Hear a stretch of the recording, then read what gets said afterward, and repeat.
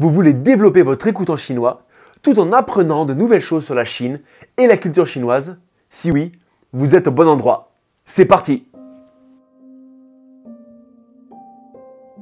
Salut les passionnés de Chine et de chinois, c'est Dim.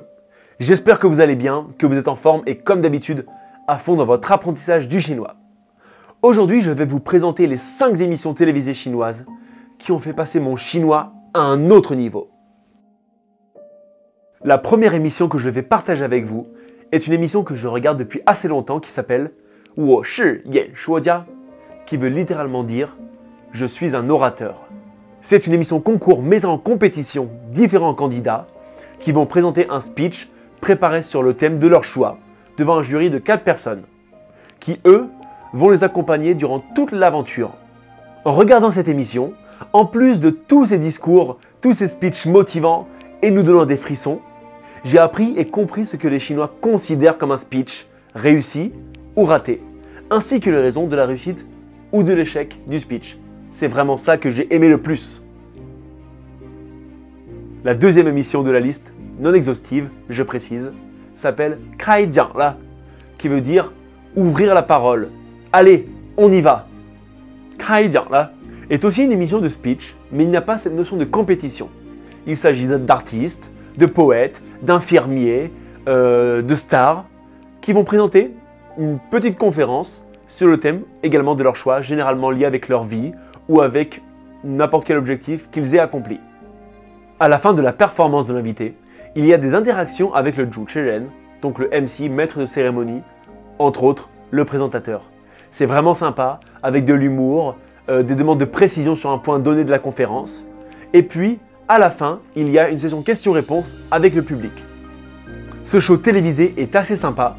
J'ai découvert des poètes, des auteurs, des scientifiques que je ne connaissais pas et qui ont délivré un discours très intéressant. Troisième émission, l'une de mes préférées, Lang Du Zhe, qui veut littéralement dire la personne qui récite dans le sens qu'elle lit à voix haute.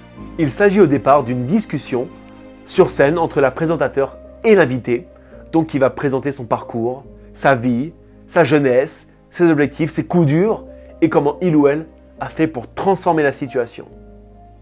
Puis après cette discussion authentique accompagnée d'images, de vidéos magnifiques sur une scène somptueuse, la personne est invitée à lire un poème, le passage d'un texte qui l'a marqué ou bien même un texte écrit de sa propre main. C'est une émission que j'aime beaucoup, avec cette discussion très authentique entre les deux personnes, le face-à-face. Si vous aussi vous aimez ce genre de discussion honnête et vraie, et vous aimez donc apprendre, découvrir des personnes ordinaires et moins ordinaires, et de comprendre leur vie et leurs expériences, cette émission est faite pour vous. La quatrième émission que j'aimerais vous présenter aujourd'hui s'appelle Dianzi Rumian, les lettres vivantes. Le principe de l'émission est que les invités vont l'un après l'autre lire une lettre à chaque fois différente sur scène. Par exemple, une lettre écrite par un général de guerre de 400 avant Jésus-Christ, ou encore une lettre d'amour de 1930, ou encore une lettre d'un fonctionnaire de la dynastie des Tang. Je tiens à préciser que toutes les lettres sont réelles, et certaines procurent beaucoup d'émotions. J'aime particulièrement voir, comprendre, analyser la manière d'écrire une lettre en fonction des dynasties et des époques chinoises. La cinquième et dernière émission de la liste s'appelle Zhongguo Tongshi, qui veut dire l'histoire générale de Chine. En fait, c'est plutôt une série de dizaines et de dizaines de documentaires d'environ 1 heure chacun sur l'histoire générale de la Chine, sur différentes dynasties, faits historiques, époques, guerres, empereurs, etc. Les épisodes sont très bien faits avec de superbes paysages, des images magnifiques, également des images de synthèse, à l'aide aussi d'acteurs qui vont reproduire des scènes, soit des scènes de combat, des scènes historiques, ou alors on peut voir leur vie, par exemple dans une maison de la dynastie des Song.